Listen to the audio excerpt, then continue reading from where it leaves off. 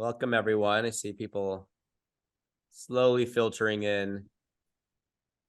It's good to see you all. Give it a little bit of more time. I think there's a few more people entering. Okay. This is we only have an hour, so we're going to get going. Usually we give it more time to let people arrive, but let's do this. Hi, my name's Zubin Desai. I lead product and design at Reimagine. Very excited to have you all here. I'm calling in from the Kingdom of Hawaii, the island of Oahu. As you're aware, it's a very, very challenging time here on Maui, but all the islands are feeling the heaviness of what's going on, and some of that will probably come up in the conversation today. There's beautiful things happening around acts of service out here, led by the community, led by local people. It's probably not being shown on the news.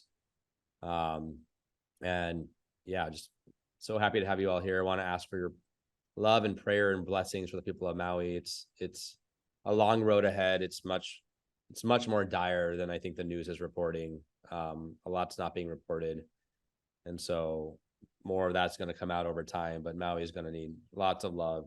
Maui is the heart chakra of the world, so it's very, very painful, I think, for all people of the world right now. And so just really grateful to be in community with all of you. So today we're going to embark on a journey of exploration and growth. So I want to give you an idea of what's in store. So first, we'll dive into the heart of our discussion. We're going to be talking about how we can foster post-traumatic growth through service. Our guest, Peter Walters, who I've met years ago, kind of at the beginning of my spiritual journey, will be our guest today. And he's going to share his insights and experiences on how service can be a powerful catalyst for growth, healing, and transformation. Following our conversation, we'll have a guided mindfulness and meditation practice that Peter's going to lead for us. This is going to allow us to connect with the transformative power of mindfulness and its connection to service. And then we'll open up the floor for any Q&A, and even I think if you have questions during the conversation, you can try to put them in the chat, and I can see if I can weave them in. Otherwise, we'll wait towards the end for Q&A. Please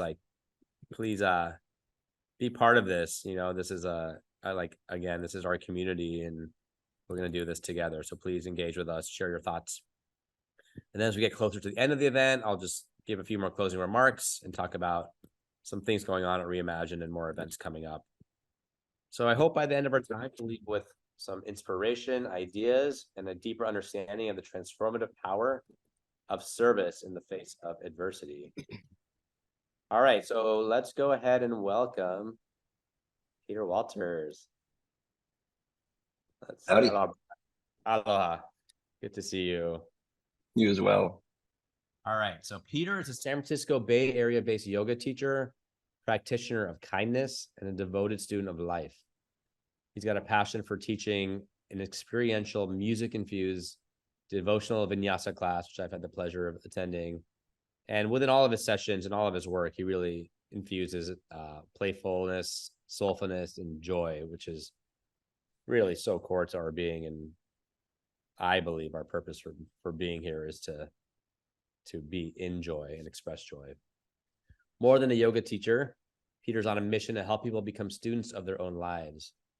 Through his teachings, he encourages us to soften our edges, find devotion, practice unconditional love, and open our hearts and voices to the transformative journey of beginning again. Beyond the yoga mat, Peter's commitment to service is unwavering. You can find him running slowly, motorcycling windy roads quickly, hiking mountains, and volunteering with the Prison Yoga Project, which is an amazing organization bringing mindfulness and healing and hope to incarcerated individuals who are oftentimes some of the most forgotten about people in our society. And he's going to be able to talk about how the power of service can really be transformative in even the most challenging circumstances. Peter studied with esteemed mentors such as Rusty Wells, Janet Stone, and Jason Crandall, who have enriched his teachings, creating a space where you're invited to sweat, chant, and offer everything up to the heart of the beloved. So as we embark on this journey today, I encourage you to actively engage, ask questions, and immerse yourself in the dialogue that will unfold. So let's dive into how service can be a catalyst for growth, transformation, and positive change. Hi, Peter. Hey, good to see you. Thanks for the introduction. Hey, good to see you. Let's start by just hearing more about you and your journey. Like, what's led you to your current role in practice, and how does it all kind of weave together? Yeah. Where to begin? I mean, I grew up in Concord, Massachusetts, just outside Boston, and I think I've always had a spiritual yearning. I didn't really grow up with religion. We went to a Unitarian church sometimes on holidays, but I always craved a connection with something deeper. Even as a little kid, I would like sing songs about Jesus, knowing nothing about Jesus, but wanting to connect to the fullness of life and not just getting stuck in the minutia that is so common for many of us. Um, so yeah, and wanting to connect more deeply to spirituality also made me want to connect more with people and to be of service and to use my hands and to use the tools that I had to help people in need. So when I was young, I started in high school, I started a safe rides program where I gave my peers free rides home on the weekend when they were, at parties and not in the state to drive. And I was part of, Students Against Destructive Decisions. And in college, I was an EMT and was always kind of looking for ways. How can I serve? How can I support this community, the people around me in ways that are not so self-serving, but to get out of my own way and participate in life. And it wasn't until I moved to San Francisco in 2011 that the woman I was dating at the time, she dragged me to this yoga class. I'd never really done yoga, but she dragged me kicking and screaming. I was going to the gym a lot and focusing on physical wellness, but he was like, this teacher, I think will inspire you. So I got to the studio and there's this line around the block. And there's 150 people when I get up there. The incense is wafting, there's loud Bollywood music playing. And when I walked into this room, the energy was just electric. Eyes were bright, people were hugging each. Did we just lose some internet? I'm here. Can you hear me? Okay. Yeah. All right. People were hugging. That's where we got cut off. Yeah, people were hugging. The energy in the room was just electric. And I had no idea what I was doing. But I just watched people around me. I tried to make all these shapes. And I remember by the end of class, I was laying down in Shavasana, the final pose, corpse pose, and I was crying and I was in a puddle of sweat. And I realized that something transformational had happened to me. I couldn't put my finger on it. I didn't know what had happened, but the spiritual longing somehow came out with the intense physicality of a very strong, sweaty yoga practice. And I wanted more. I wanted more of that. I wanted that feeling where I didn't need there was no dogma. It was non-sectarian. It didn't tell me what I needed to believe in. It just said, come, breathe, move, sing, pray, surrender. And I kept coming back. I kept on going to this yoga practice with this teacher every day, virtually every day for a couple years. And I watched myself transform. I woke up to my mortality. I woke up to life in a way that, I don't know, I think I'd been sleepwalking for most of my life, just kind of going through the motions, going through my days and so focused on me and and how can I acquire? How can me, like many of us live. And it really shook me into a feeling of life is short and I want to help people. I want to serve. I want to use my hands, my words, my breath, my resources for good. So after a couple of years of this regular daily practice, my teacher offered me a free teacher training. He was like, just come, just do it. I think you have something in you that will resonate with other people. At the time, I was working for my father's food company. It was a startup food company. And if you know Tom Shoes, this model of buy one, give one, we did the same thing with food. So for we sold snack bars. Every snack bar we sold, we donated a meal to a malnourished child through different nonprofits. So I visited Haiti and Malawi and different food banks in the US where we were giving food. And I got to see firsthand the impact of people who were suffering and what a meal could do, just something as simple as here's a meal. And particularly seeing severely malnourished kids, I was just shaken into a wakeful state again of remembering that, of seeing suffering, of seeing real suffering and wanting to do more. And the reality is most of us, all of us, I think, suffer at one point or another in small and large ways, whether it's a breakup, the loss of someone we love, care about. So yeah, so as I was ending this job at this startup and deepening my yoga practice, I wanted to learn more about the roots of yoga. So I went to India for 6 months and lived and taught and traveled around and met various sadhus and gurus and saints and got more connected to the depth of the practice, of the spiritual practice beyond the physical form, beyond the sweat. And ultimately, yoga is a practice of connection, of union, of feeling our interrelatedness to our many parts, mind, body, soul, heart, spirit, and also to everyone, to all beings, to animals, to plants, to people. And I think my time and all these conversations and meditations and seeing immense poverty, particularly in India, brought me closer into contact with how yoga is not just a healing practice, but a practice of service, of more and more getting out of the way, getting out of our own stuff so we can help other people. And that's not just as a teacher, but as a practitioner.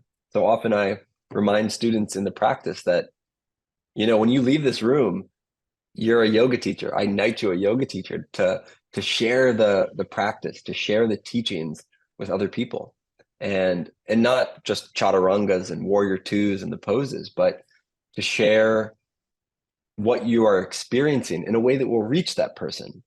I have a lot of family in the South, and I try to think, how can I explain yoga to my grandmother in a way that will really reach her, that will resonate, so she understands what I'm talking about.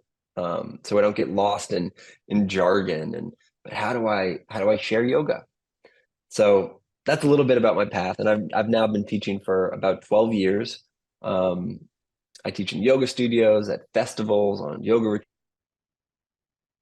My path, my way, and my vocation. It started as a job, and it's really evolved to become my life practice. And I think of every day as, particularly off the mat, as an extension of my opportunity to wake myself up and to be of service. So that was a lot of talking, but that's a high level Beautiful. picture of my Well, I didn't actually know this part of your story, because I have a very similar story where we have a yoga teacher in common named Janet Stone, and I was at the lowest point in my life. I've been fired from this job, and thank God I was fired from this job. It was one of the worst things for me, but it was crazy. Everything was just collapsing around me. And I went to my first Janet Stone class. I'm on the mat, and at the end, she's singing some mantras that I heard. I'm Indian. I grew up, my parents, I'm first generation, but didn't really grow up around the philosophy of yoga. It was more Hinduism or religion. It didn't quite resonate with me. But I was on the mat and Janet singing some mantras. I remember my mom singing, and I'm crying. And she announces, we have one more spot open in our teacher training in Bali coming up like in 3 weeks. It was coming up right away. And I'm like, I think I'm supposed to go. I really feel like I'm supposed to go. And I did. And that changed my life, actually. Yeah. In fact, in the whole process, it brought me back into connection with being of Indian descent. I'm American. I grew up in California, and interestingly, you don't see a lot of Indian people in yoga spaces, which is unfortunate, because I feel like there's this pressure to be upset or outraged about like how it's non-Indian people teaching, but it's not, I never felt that, you know? Mhm. And so just for me to like reconnect with my heritage and just yoga is universal, you know, Yeah. it's the heart, it's one consciousness. So that was a really powerful experience. That was only 5 years ago, and my entire life has shifted and changed since then. So Mhm. yoga is powerful. And that was just the physical practice. That's a very small piece of yoga. Yep. Uh, I don't know if everyone, maybe you want to talk a little bit about like the bigger picture of yoga beyond just what happens in the studio on a mat. You mentioned the yoga of service. There's a Yep. yoga of devotion. Maybe just like talk a little bit about that.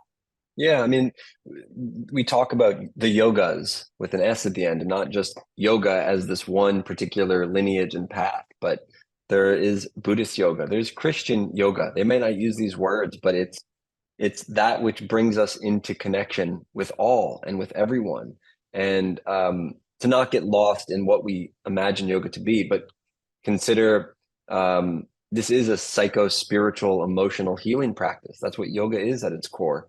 So our work is to find the specific practice that brings us into connection with the divine, with God, with our deepest, truest selves. And for some people, that's gardening. You know, that's their highest meditation. For other people, it's sitting quietly or chanting mantra or moving. It's whatever you can do that brings you into your deepest presence. I mean, that's all we're after. I don't do all the chaturangas just to become physically strong, or those are the physical benefits of the physical benefits of the practice are byproducts of just doing it. It is about bringing yourself into union with life, with the intimacy of plants and animals and other beings. It's about waking ourselves up, and there's so many paths to that. And I talk to people all the time, and they're like, "Oh, I'm too inflexible. I'm too old. I'm too overweight for yoga. My mind is too busy for yoga." And I'm like, "Whoa, let's slow down. There is yoga for every being, even if you are bedridden and you can lift a finger and breathe. There is a yoga practice for you. And I really want to stress that. Um, when you walk into a yoga studio and you see all these small, young, attractive people in these wild shapes, it can be disheartening for a lot of people. I've talked to plenty of people like, I can't do that. That's not for me. And it's so important to remember there is a yoga practice for you. Yoga began as a traditionally one-on-one practice between a student and a teacher. And they create a practice, a sequence, not just of poses, but of breathing techniques, of meditations, of kriyas, which are sort of cleansing practices that are just for you in your unique mind, heart, spiritual state of being and awareness. So sometimes private sessions with a teacher can be amazing to work on your unique needs and desires, your injuries, your mobility, your some of us just have crazy busy minds. And Mhm. sometimes the best things for us are just to sit and breathe um, and to watch our passing sensations. So all to say there is yoga for everybody. And I really want to stress that. And if you can't find your yoga practice, I'm happy to help you find that. Beautiful. I mean, in fact, it's like yoga traditionally, the hatha, the physical yoga, was meant to get your body ready for meditation. It's That's like, right. it wasn't about strength or Hmm. looking cool in videos and all this. It was, can you sit in lotus pose? Well, that means your hips have to be loosened. You have to keep the chakra points clear. That's what it was actually about. Yeah. you know so people forget the original roots of the physical yoga practice. Very, very different than what we're seeing today. So you're exactly right, there is a yoga for everyone. Yep. And the reason I teach a strong modern life, our brains are going crazy. We're ruminating on the past. We're planning for the future. We're stressed. We're anxious. Can you still hear me? My internet is a little in and out. Yeah. We're stressed. We're anxious. We have so many things on our mind that to let the mind rest, to become mentally clear, even briefly, takes shaking us out of our illusions all of our mental churning and turmoil to finally stop. Sometimes it takes an hour of physical demanding movement to finally exhale, to finally find a moment of quiet and relaxation. I often would find myself in really slow classes, yoga classes, and my mind is still racing the whole time. And for me, the biggest thing was get there, strong, like push yourself a little bit. And through that, I was able to surrender, to release, to relax. Um, but the practice is all about stilling the mind and opening the heart. And again, many ways to do that. Sometimes people do a 10-minute meditation, which we're going to do, but for me, that's not usually enough to actually reach a meditative state. I'm often just sitting there thinking, you know.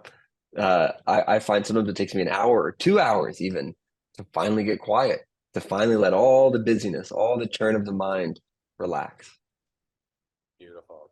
Yeah. Let's turn to your experiences working the prison yoga project.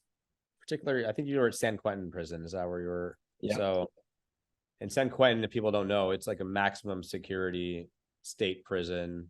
It is, it's not simple blue collar or white, whatever we're calling like simple crimes, like money crimes and stuff. It's like different kind of people are incarcerated there. And, I would love to hear about that's a community for them. We have so much to learn from people like incarcerated people, unhoused people. I mean, I talk to people who are unhoused on the street, and they're actually oftentimes people think that they're crazy but they're the most tapped into spirit when I talk to them. It's really interesting. People, it's important to like acknowledge when we see unhoused people and look at them and smile, because oftentimes they're actually the most tapped into spirit and like deep teachings. So I'd love to hear about, your experience at the Prison Yoga Project. What was that like? And how did that community band together, like probably in their lowest point of their life? Well, that's one way to look at it. Or perhaps it was, I always tell, I have a friend here who I just met. And at the end, we just met and he told me, I'm going to prison for 10 months. And my reaction was, I'm like, you're about to get a PhD in life. Like, there's two perspectives. It's like, it's school too, if we can look at it, if they can look at it that way. So I'd love to hear about your experience, just working there and more about that. Yeah. So several years ago, 2018, 2019, I was at a yoga class and I saw this sign for trauma-informed, mindfulness-based prison yoga project training. And I was like, this sounds interesting and different. I've been teaching again for a long time, but mostly to predominantly white people, predominantly very mobile people. Just to go to a yoga class, you have to have $25, $35 in disposable income to go. So it's not ultimately the most accessible environment to people. And I wanted to reach populations who I would not otherwise connect with very much. So it kind of just felt serendipity. I've taught with children before, but I wanted to like really be of service. I wanted to push the work that I was doing, and I wanted to push my capacity to open my heart and to be, to meet the unmeetable, to connect with people who I struggle to feel compassion towards.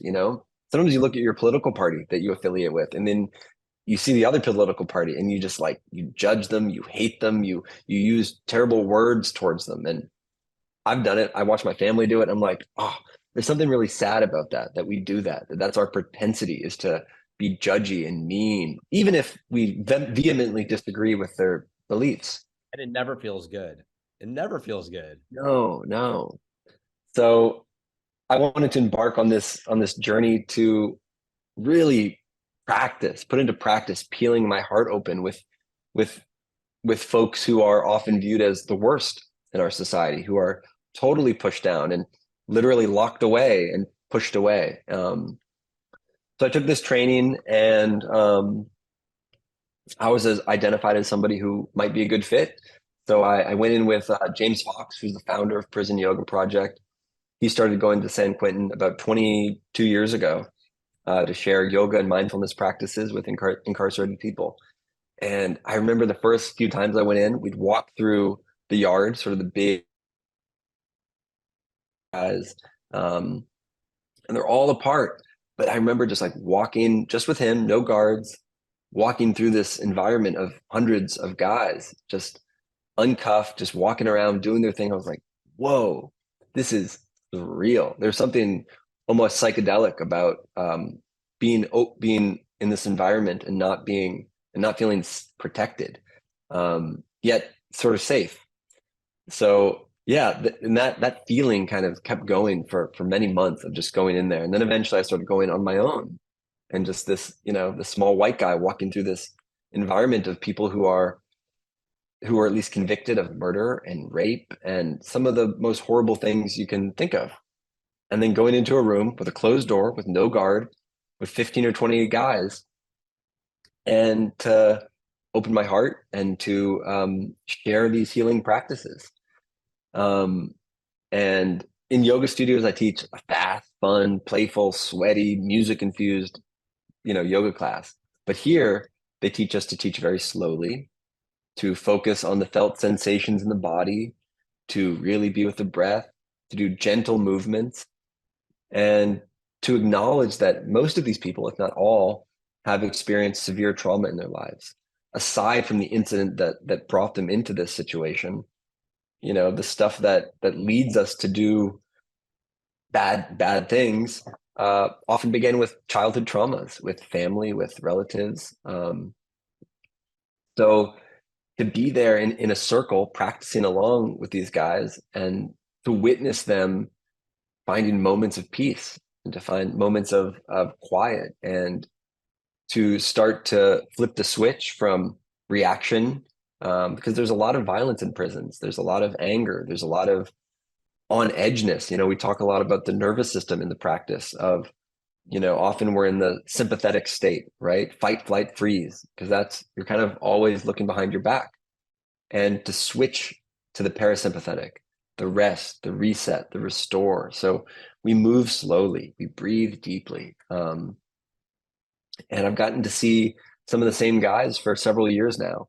And we just meet once a week, but to watch how the practice has transformed them just from going in once a week and doing this.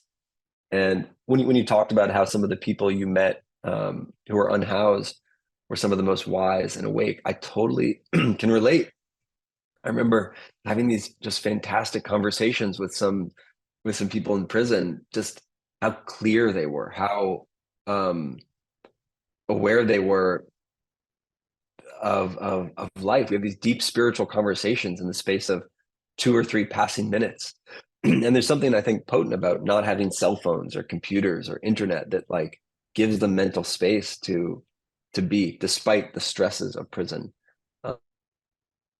The space for a lot of awareness and awakening and self-reflection. So yeah, it's been a potent experience. I was just there 2 days ago. And what's so cool is some days can feel heavy and we're kind of just focused and our heads are down. And then other days we're just laughing and shooting the shit, and like, the guys are making fun of me because I fall over in a pose, and it feels easy and sweet and human. And the balance that I experience is between like remembering that a lot of these people have done pretty terrible things. Some are wrongly incarcerated. So it's holding that there's some really big mess ups, and I'm encircled by these people who have killed people, and deep compassion for everybody has messed up. If you haven't messed up in your life in a big way, you're lying, right? We've all screwed up, and to not see the screw ups of another and to feel compassion for them. It's like, it depends. Maybe somebody keeps screwing up every single day, and then you're like, come on. But what I'm trying to say, and you're human, and we're all screwed up. You said what I'm trying to say. So Oh, I think it oh, was sorry. I just shared the meaning of life and you missed it. No, Exactly.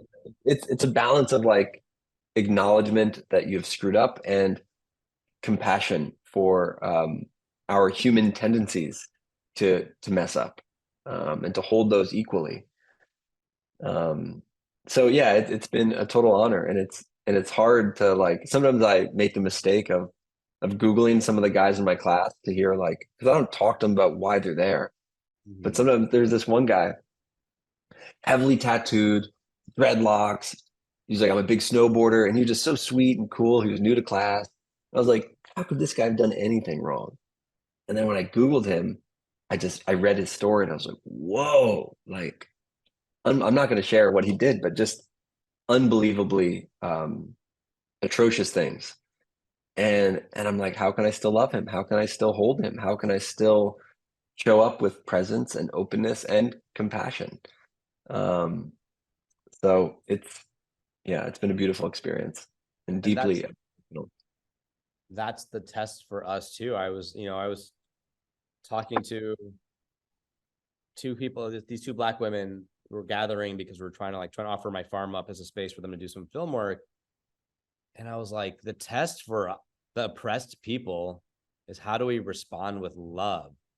That is like a test. It's always a test yeah, about love, and I love that, in yoga philosophy, this is taught. In yoga philosophy, we talk about even reincarnation and understanding of where we are as a soul.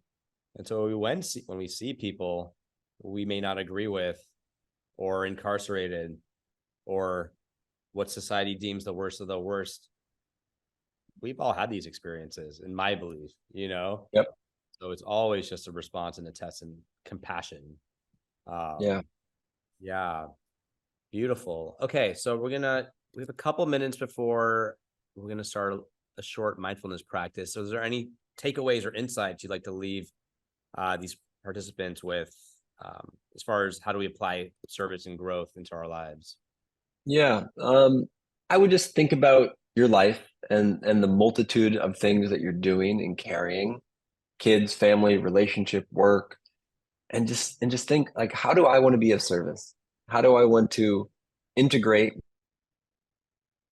that and talents and life experiences and indeed traumas? How can I use the really tough things that have happened to me to help other people? And I found that that's the most satisfying thing is when I can really like get out of the way and be of service. I mean, going to prison and teaching yoga and getting to come out, like that's one of the highlights of my week because I feel like I really did something good. I feel like I left a moment and people better than I found it. That I leave and I know these guys will be a little lighter. Their propensity towards anger or reaction or violence is lower. So just consider, I mean, and I feel this way every yoga class I get to teach. I'm like, I think, I hope, I pray I'm leaving this room of 20, 30 people better than I found it, that they leave with just a little bit of lightness or gratitude or quiet or presence. And hope there's so much sadness and anxiety and depression and war and hatred and lust and envy and all these like these tough qualities we all experience. So just think about your life and how you can leave a room or a person or a client we meet and um we it started as like let's have private yoga sessions and then it's evolved to sort of just talking about reaction. He's like I catch myself like getting angry at my wife or the customer service person, and we work on how we can reduce that moment between snap reaction and stopping and be like, how do I want to show up right now? What would my highest self do? I'd probably take a breath. I'd say, I am loving awareness. And then I'd show up with compassion for this person and for this instance that I am in, and decide to flip the script, to do something, to say something different than I otherwise would have. So yeah, just think about the space you have in your life, however small, where you can be of service. That's sort of Beautiful. the high level takeaway. Beautiful. Yeah, it's so interesting. And we'll move on to the practice in a second here, but Yeah. my work at Reimagine, which I guess is considered service. I never did this work thinking it was service. It was more, had my early 30s were really traumatic years for me, really hard years. And I'm just started listening to my heart and following my heart for the kind of the first time. And the breadcrumbs appeared to change careers, to become a designer, to take on this project for Reimagine for free. Okay, now maybe get paid a little bit. And I just followed the breadcrumbs and surrendered and trusted. And then I really truly believe I'm finding my purpose now, which happens to be as an act of service, but wasn't actually my intention. Yeah. I think if we can just tune into our heart, it will always lead us in that direction. It's so true. Yeah, when I started teaching yoga and practicing yoga, it was me. It was all about me. It was for me. It was I taught because it was, you know, it I felt awake and inspired, but it wasn't in my mind like I'm doing this for you. And sometimes when I get caught in my head, open up the people and to open up the hearts in this space. Um, so yeah, it evolves. And somebody asked here, have you found resistance in your yoga teachings in the prison setting? Sometimes I don't want to go in because it's an environment where I have to. It's admittedly hard to remember to be compassionate. Like it feels like an active switching gears process of like, I know this dude killed people. I know this person did unthinkable things to children, and yet I still circle up with them and teach yoga and love them. So yeah, sometimes it's definitely hard to like get in the mindset of like, I'm here to serve. It doesn't matter what you've done. I'm here to do my best to open myself to open you. Um, so yeah, sometimes I got to talk myself into it, but I know it's helping. And yeah, some guys appreciate it. Some guys are there to get. So if you do 200 hours, you get these things called rack credits, which give you 10 days off your sentence. So some guys I know are just there to get time off their sentence, which is fine and good. But yeah, it's. Can you hear me? Now we can hear you. Okay. um, do the prisoners themselves have resistance when new to the practice? Or do you Um, or do you want to do the the meditation and then come back to Q&A, or how sure. do you? Yeah. Let's do that. We'll get back to that question and other questions. We only have 11. Oh wait, no, we got some time. Yeah, we Yep. got time. Okay, good. We'll do a quick one. It'll be 7 minutes. We'll call it. It'll be short. I wonder if maybe you should turn off your video because it does cut in and out, and then you catch us back up. Yep. Um, Okay. I can turn off my video. just for this part. So we. Sure. Okay. I'm here, even though you can't see me. So I wanted to lead a meditation on loving kindness. And in Buddhism, they would call this metta. Metta is loving kindness. And it's it's asking us to stretch our hearts beyond our immediate circle of people that we find easy to love and to think about in good faith. So if it feels okay, you can start in a comfortable seat.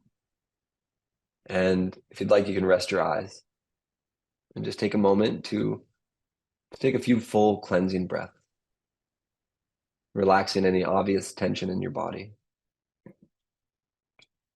We've been in the mind a lot, so just take a moment to drop into your body. The shoulders drop, the belly relaxes, the mind and its churning also finds ease. And our posture here as we sit is humble yet dignified. There's an uprightness, but a softness. And to begin, I'd like you to think of someone that you love, someone you love so dearly that's easy for you to love. That might be a parent, a child, a lover, a dear friend. And in your mind, just repeat, may you be free from harm and free from any suffering. And may my life touch your life for the better. May you be happy. May you be healthy. May you be free from harm and free from suffering. And may my life touch your life for the better. Just breathe into that. Pull them into your heart.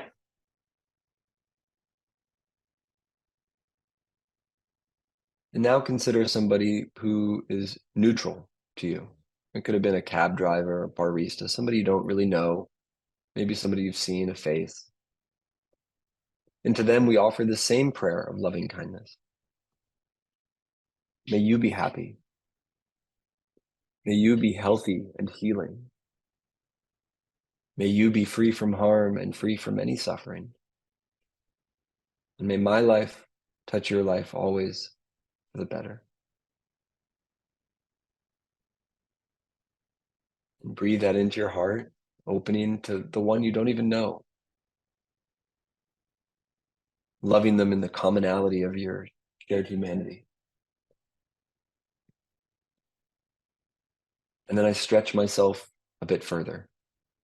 I think of someone who has broken my heart, someone who screwed up, someone who I can say I don't like. I try to offer them this prayer. May you be happy. May you be healthy and healing. May you be free from harm and free from suffering. May my life touch your life for the better. And I breathe into that. I relax my belly. I notice if there's any tension that has been accumulated in my body, even just thinking of that one. May you be happy. May you be healthy. May you be free from harm and free from suffering. And then I think of everybody in this Zoom room, all these beings across the world. May you be happy. May you be healthy and healing. May you be free from harm and free from suffering.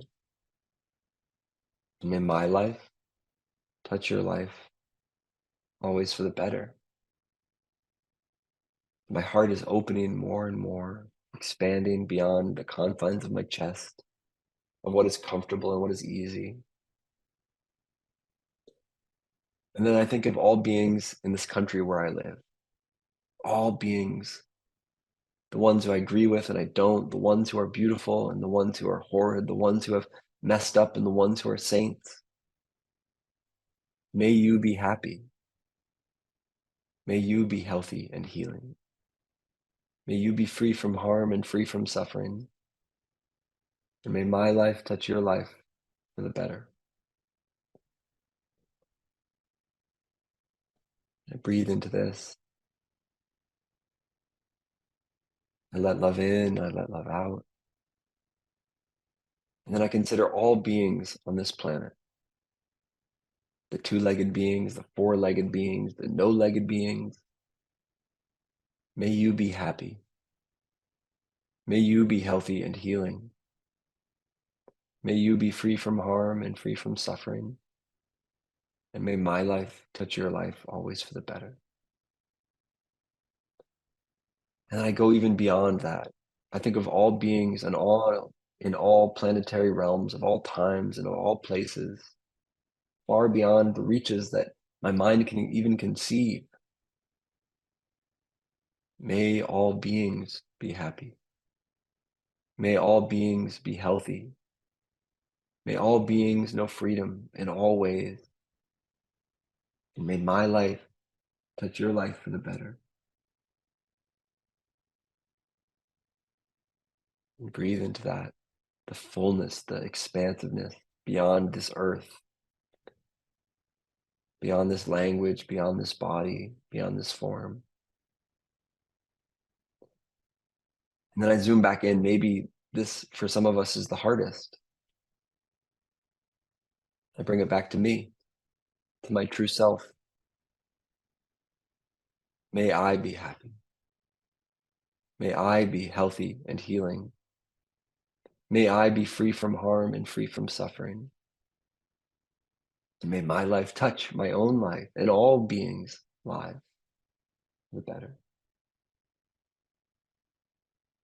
Let's take a deep breath in through the nose and a full open mouth.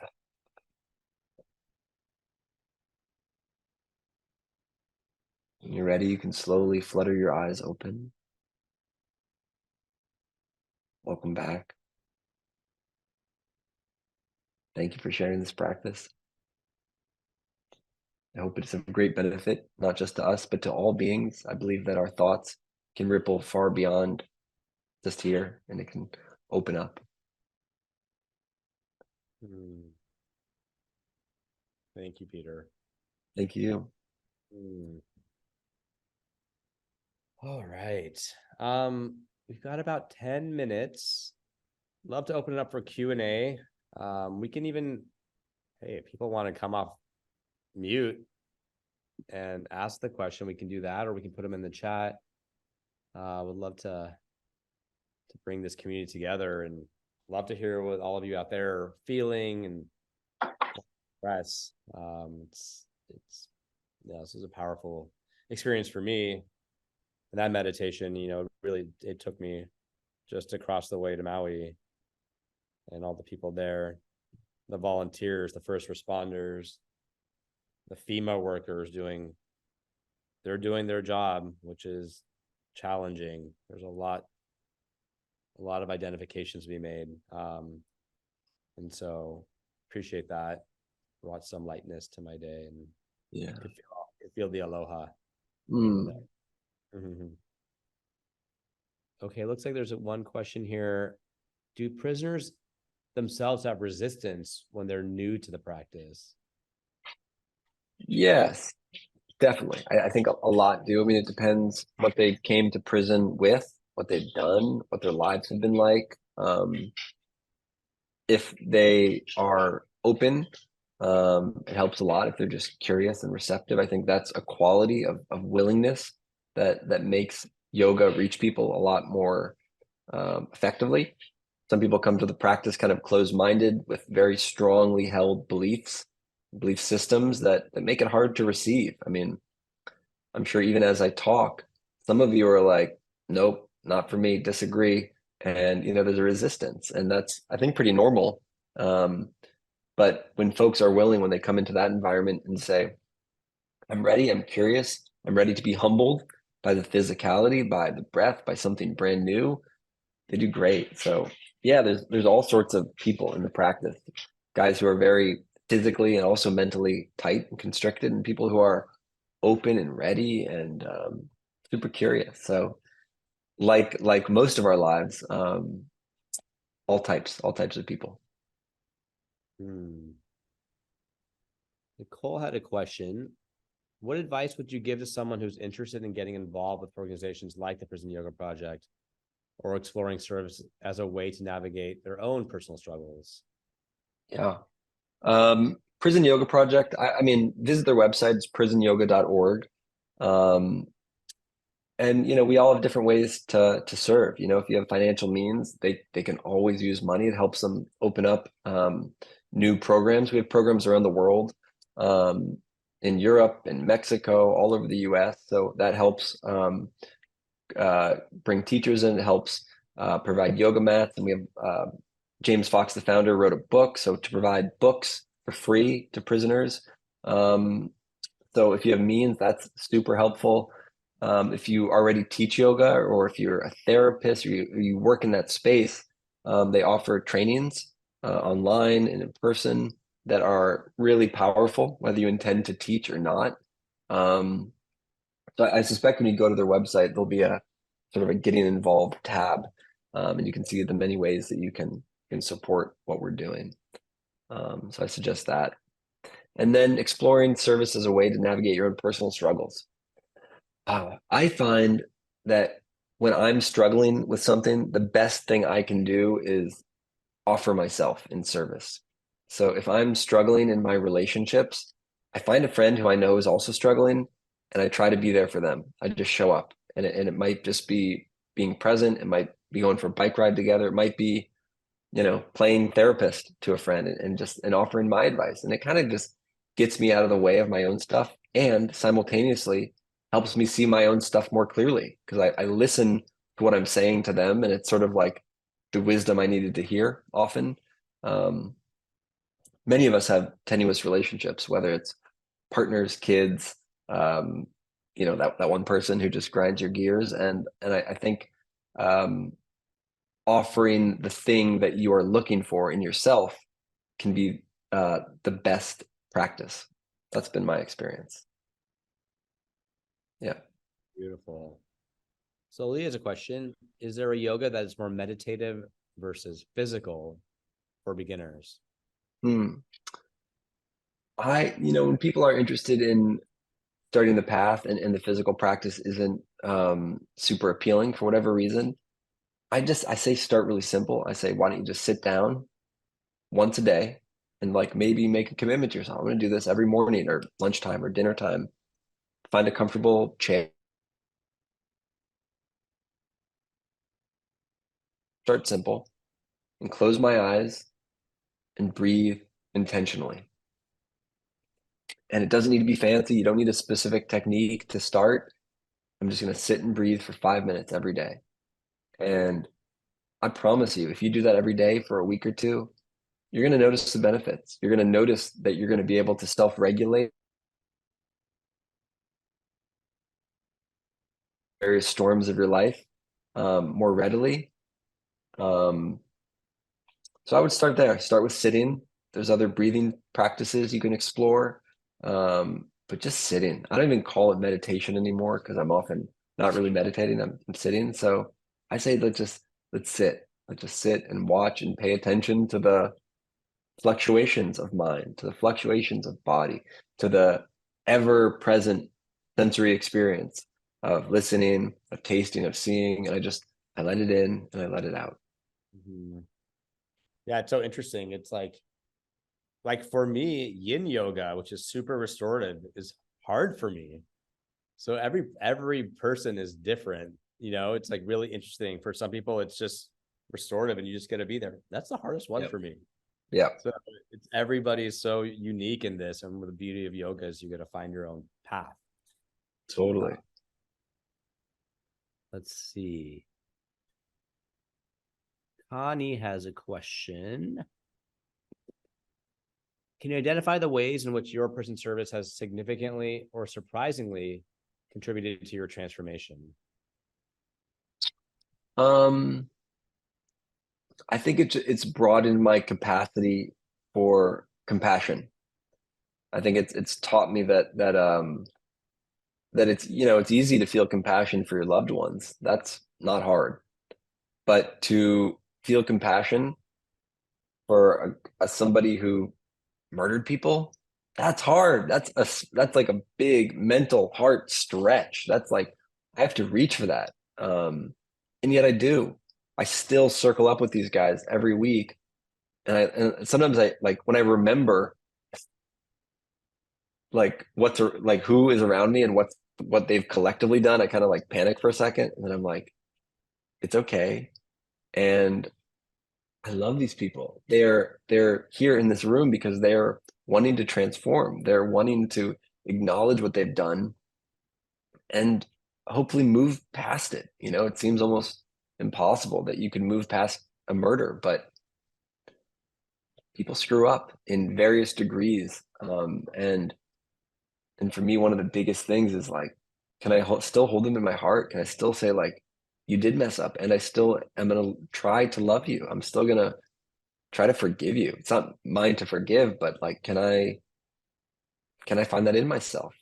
So it's a big leap, but it's been practicing and opening my heart bigger and bigger and bigger, and learning how to open my heart for them has pushed me to open my heart for people who have broken my heart and hurt me. So I'm constantly in the role of student, more so really than teacher. I'm being educated in every yoga class I teach in prison, to my parents when we do chair yoga, and in the yoga studio. I'm constantly there to listen and learn. Thank you, Peter. Let's see. We're running out of time here, but reframing the question, what is wrong with you to what happened to you? Mm, Yes. Second chances, we all need them. That's yeah, our test, that's the test. There's so much judgment. I catch myself doing it. You see it, especially with what's going on in Hawaii. There's a lot of personality conflicts and conspiracy theories, and someone's trying to help who's like a wealthy, famous person, and then other people say, oh, they just want publicity. It's like, we don't know these people. totally. Why are we judging? Use our unique tools to be of service, and for that wealthy, famous person, that might be their cash, and they're trying their best to be of service. So, Everyone has I a don't part to play. That has been becoming very clear to me. That's right. In the grand scheme of the Great Awakening for humanity, everyone has their part to play. We're all stumbling along. We're all finding our practice and our purpose at different times in our lives. Some people wake up to like the reality of our shared predicament when they're young, when they're 5 or 10, and they're just deep, wise old souls. And some of us wake up to our mortality and the fullness of life when we're 60 or 70. So it's not about your biological age. It's about when you're ready, the teacher arrives. I love that. It's that, like, the teacher is your life. It's the people you struggle with. It's your lover. It's God. It's your dog. It's the muck. It's the prisoners. Like, the teacher, the teaching is always present. And when we can finally open our eyes and see that life is here to teach me, I'm not just here to go on a roller coaster ride. I'm here to wake up and participate. It becomes so powerful. Beautiful. Well, thank you, Peter. Misha, do we want to we need to put up Peter's contact info if anyone wants to reach out to Peter, and a couple more final comments, but The dog's name is Huckleberry, by the way. People have asked. My dog's name is Huckleberry. Huck. He's sleeping. Yeah, Huck. thank you so much. Appreciate you. Oh, we have a visitor. Come here. There we Want to meet go. him? Huck. Up here. About Peter's work, and then our This next is event Huckleberry fan. in this series is coming up August 29th, called Let's Take Action. Misha, do we have a slide for that one? It's called Let's Take Action, Discovering Your Service Path, August 29th. And we'll be led by Julian Pistone and Sabina de Duoni. And we'll delve into the transformative power of service and explore how we can uncover our unique service path. Get ready to ignite meaningful discussions, identify areas where you can make a difference, and turn universities into a source of impactful action. It's a journey of self-discovery and empowerment you won't want to miss. And then finally, here's a few more ways you can get involved with Reimagine. You can attend events much like this, and you can create your own events and experiences. We're very much a community-driven, community-based organization. It's become really clear to me that, and the team, that this work, as we talk about transforming adversity into action, there's no one size fits all. Like, Reimagine doesn't have a single viewpoint. That's why we have people like Peter, and we bring in all these people with different communities to share their viewpoints. And so you can actually create your own events much like this, and we'll help you, set that up and promote it. So that's, if you're interested in any of this or donations, you can email us at hello@letsreimagine.org. Appreciate the line here for, if you're able to make donations. Hawaii Community Foundation Maui Strong Fund is really doing great work. They're a smaller organization getting money out quickly to the places that need it the most. There's Red Cross and United Way. They're doing their work too, but it's a much slower process, and people need support right now. And so appreciate any support, and thank you for being here. This makes me feel better. It's been one of the most trying, certainly the most trying week of my time here on Hawaii. And I'm still hopeful and steadfast, and the people of Hawaii appreciate you and our community and everything we're doing here together. It's all one consciousness. And so appreciate you, and aloha. Aloha. Thank you all.